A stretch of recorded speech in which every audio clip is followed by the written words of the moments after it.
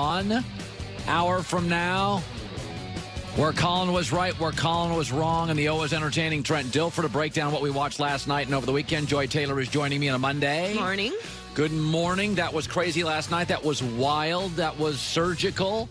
You're talking 43-40, all these points. It was exactly what the NFL wants its football games to look like.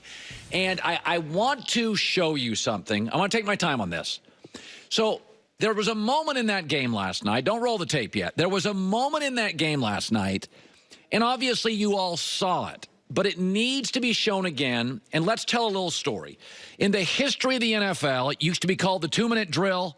You went without a huddle, and you rushed to the line, and it was fairly chaotic, and the good quarterbacks were like, John Elway was like 50-50 at it. Tom Brady last night got the ball with 2 minutes and 23 seconds, buried in their own territory, and let's roll the tape, and here we go. Here's the 2-minute drill. Tom Brady gets it. All right, got a receiver out to that.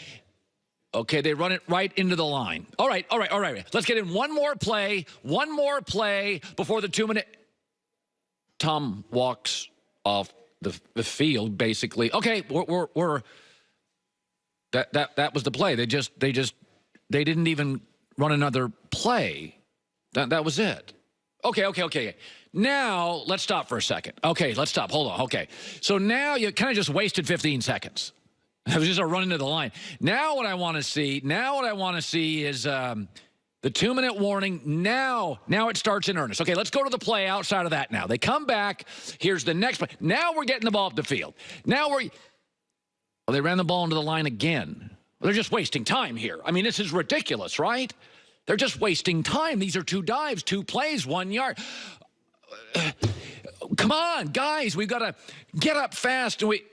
Oh, they're not getting up fast. They walk to the line for the next play. Okay, here's the next play. Okay, now this puppy. Now we're going to, all right, out to the flat. Get out of bounds. Oh, no, the running back stays in bounds. Okay, rush to the line. Let's hurry. Let's get. Oh, they're huddling. They're huddling. Oh, wait a minute. I get it. They're trying to eat clock. It is not about if they'll score. They're going to take the clock down to 0. They have 3 timeouts. They didn't need to use any of them. This is how a veteran pilot lands in turbulence. You're freaking out in row 19, and they're saying, this is what I'm trying to do.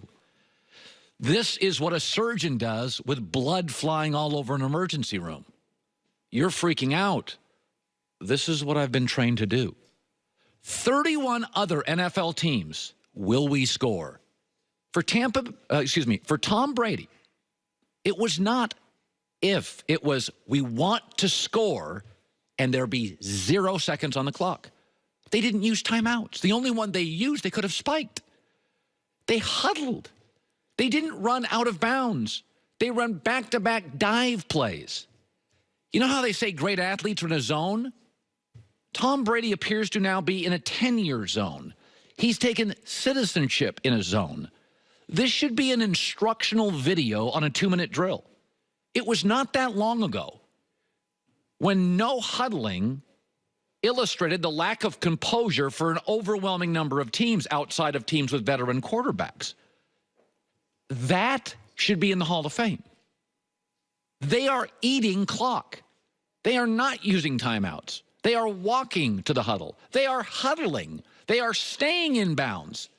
They are completely manipulating another NFL team. The nonchalance of that 2-minute drill is something I've never seen. It is staggering. What you're watching is absolutely staggering. Tom Brady has mastered quarterback. A couple years ago, he interviewed with R.J. Glazer, and people were talking about retirement.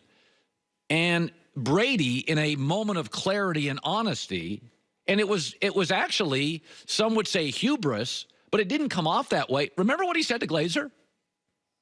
Every time I go on the field, I feel like, all right, well, I know what to do. I know how to do it. I know where to go with the ball. And, football is in some ways easier now for me than it ever was because, it's just, I've been doing it longer. I've had the experience, and, hopefully that experience can pay off. I mean, watching that last night, I've never seen a 2-minute drill like that. They were huddling. They weren't getting out of bounds. They were running dive plays. They were in their own 30-yard line. Here's another play I want to show you. Another play I want to show you. So I want to switch to this. Coming into the year, there were 4 teams that we thought were going to have great defenses. Saxonville, they were going to be great. They were great last year. They were only getting better. Minnesota Vikings, whew, those young guys are only getting better.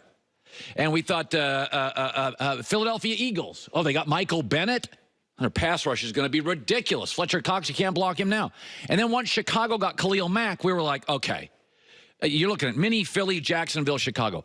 Those defenses, I wouldn't want to face them. And they all got pushed around kind of over the last couple of weeks. There are no great defenses. Last night, what you watched was 43-40, wildly fun. The skill players dominated the game, and you can't turn it off. There is a play I want to show you, though. 5:20 left, fourth quarter. Defensive lineman Breeland Speaks wraps Tom Brady up, and he thinks Brady has thrown the ball. And so he lets go of him. Brady then moves toward the end zone, runs in. Breeland Speaks thinks he has him, but then when Tom motions, he lets go of him. And I could just hear everybody watching that game.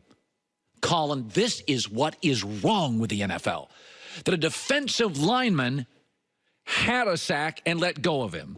And to that I say, oh, you mean defensive linemen now have to be thoughtful and strategic and contemplate? It's just not eating up to 340 pounds and squishing people. Yes, we are now asking our defensive linemen to be thoughtful and mindful and strategic and aware of where the ball is. Yes. And by the way, the one team that's had no issue with that late hit quarterback penalty, well, it just happens to be the most mindful, thoughtful, strategic football team in my life, the New England Patriots. The result is 6 weeks in, one quarterback is hurt, Jimmy Garoppolo.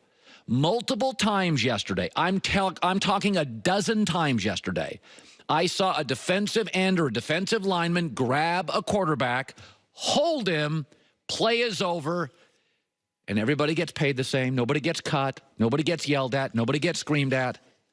Yes, we've always made our quarterbacks think, and our corners, and our Mike linebackers, and our safeties, and our coaches, and our coordinators think, and our centers, and our left tackles think. All sorts of shifting on offense, tight ends, choreography, move up, go over, double motion. Oh, now we actually ask the defensive lineman to think.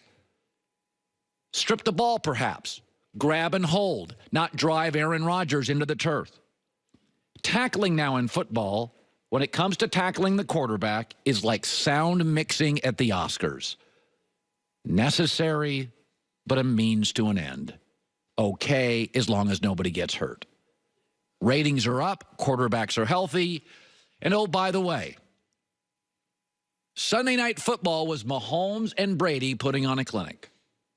And the reason Monday Night Football will not be as good tonight, it could easily be Garoppolo and Rodgers, but it'll be Rodgers and C.J. Beathard. Now, Garoppolo did not get hurt in the pocket, and not every quarterback does get hurt being squished by a defensive lineman. But it takes 2 or 3 to ruin a Monday Night Football game. If Garoppolo wasn't hurt, we'd go from Brady and Mahomes to Rodgers and Garoppolo. That's exactly what the NFL wants. And if it means a couple of times a year, a defensive lineman thinks he has a sack, lets go, and the quarterback runs in for a score late in a fantastic NFL game, then so be it. I will take Breeland Speaks messing up, feel bad for the kid, good, young, talented kid from, I think, Ole Miss. I feel bad for him. I do. He thought he was done. I'll take that every weekend. In fact, I'll take that 30 times a year over watching C.J. Beathard against Aaron Rodgers tonight, which I'm not even sure by halftime if you'll want to keep watching it. Football at its best is thoughtful and strategic, and you watch as a fan and you play along with it, and we've asked everybody to always do that. Gosh, how terrible. Now we ask the big uglies up front defensively, they've got to be thoughtful too. Coming up next, you don't want to get trapped, and one NFL team is, and there is absolutely no way out. None, which is a frightening scenario for one fan base. That is coming up. All right, guys, close your eyes. Pretend people are looking at the underwear you're wearing. Are you